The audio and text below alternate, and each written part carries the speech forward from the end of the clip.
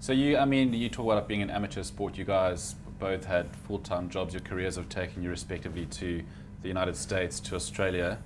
How have you seen now, sort of from a distance, the landscape of long-distance running change in South Africa for races like the Two Oceans and the Comrades, Bob?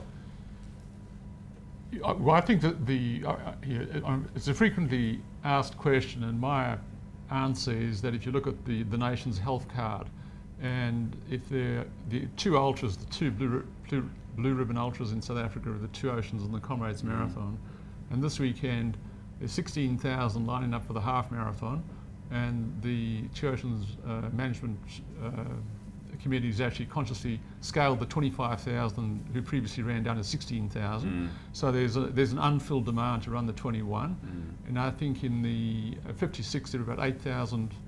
I stand to be corrected, about 8,000 running. And the Comrades They've Marathon, also introduced the trail series, because that's also... Yes, and it's a whole festival of running, and the Comrades Marathon at the end of May, there are 22,000 running, and that's filled out. And every weekend there are trail runs around the country, there are road races, there's Ironman, there's mountain biking, etc. So I think that the state of the nation, the health card looks exceptionally good. Just the health of the nation, the state of the nation.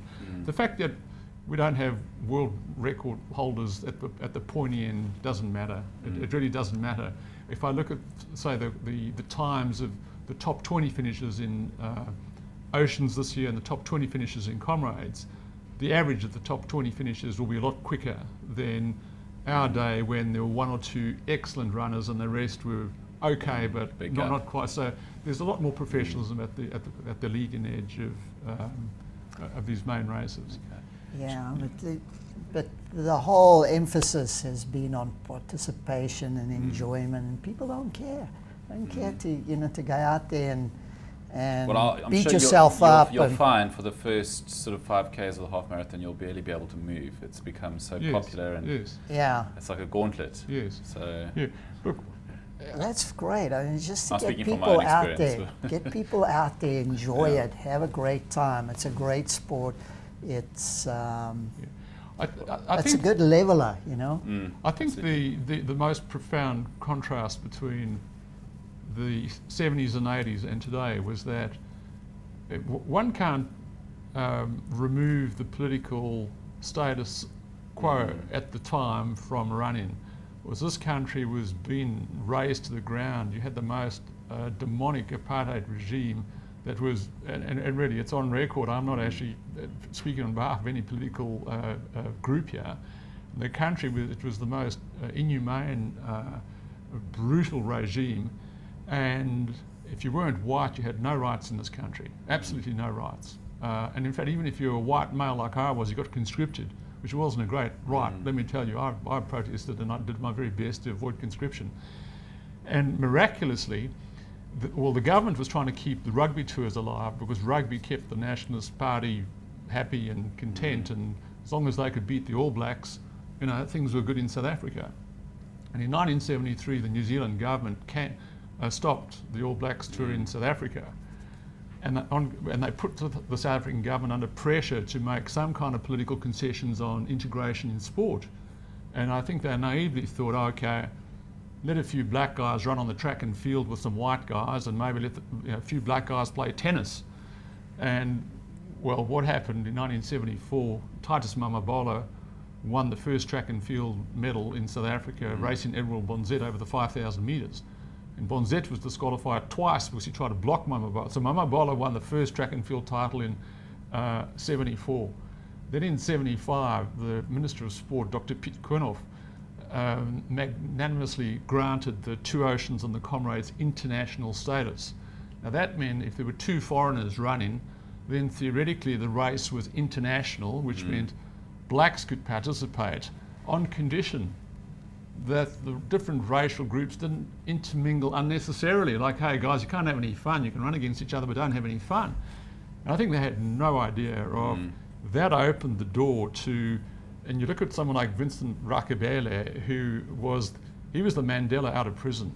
He was running for the struggle with a smile from ear to ear, with the most extraordinary grace and dignity, and they won. And they couldn't protest other than with their feet. and they won. Between 1975, when, say, Oceans was opened to all racial groups, the next year Rakabele won, 76. Now, in the apartheid regime from 76 to 1990, only 2 white guys won the Oceans, and here's one of them. The other one was Brian Chamberlain. So once the door had been opened for black participation, they dominated. That dominated all the national titles, the marathon, half marathon, 10K, etc., etc. And there was never an incident. And in fact, they excited the nation. Because when these guys ran, they were running records. It was like watching Zola Bud. Everyone was excited. Oh, what! And I'm sure you, as athletes, want to compete against the best too. So and they could only compete on times against the rest of the world. So they'd go out and run times that were comparable with what was being run. Sorry, I just want to interject there. I mean, you were both very. It sounded like you were both very politically active in your respective ways. I mean, I believe you turned down. Hold on, we can correct it. I'd like to say we're both normal. We're just normal human beings. No, you know, the thing is, there's a lot of... You did use the sport to try and make a difference, and I believe you turned down Springbok colours over sort of you know, the thing is, if somebody gets Springbok colours, and then when you apply for a passport, now all of a sudden you're not a South African anymore. Now, hello.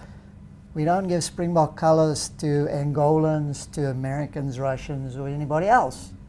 So, but the situation was with Lupinful Motswaratu, and he got a scholarship to America, which had been organised through some Bernie Rose and myself and a couple of other people, and he had this opportunity. I had the opportunity to go to university in America. Changed my life, you know. So now he gets the scholarship. He cannot take up the scholarship because he cannot get a passport. You know, when you go to the passport office and they say, no, you're from Bophuthatswana, and you've never even been there. Anyway, so that, to me, the thing is, you just overlook the personal situation. And the reason why he wasn't running well at the time is because he was heartbroken. He was crestfallen. But that didn't matter. Didn't matter. Hey, you know, and so that, you know, how can you? So now you got Springbok colours, you know, because 3 black guys got Springbok colours, and for the world to see, you know, we're opening up and said, but it's just not human.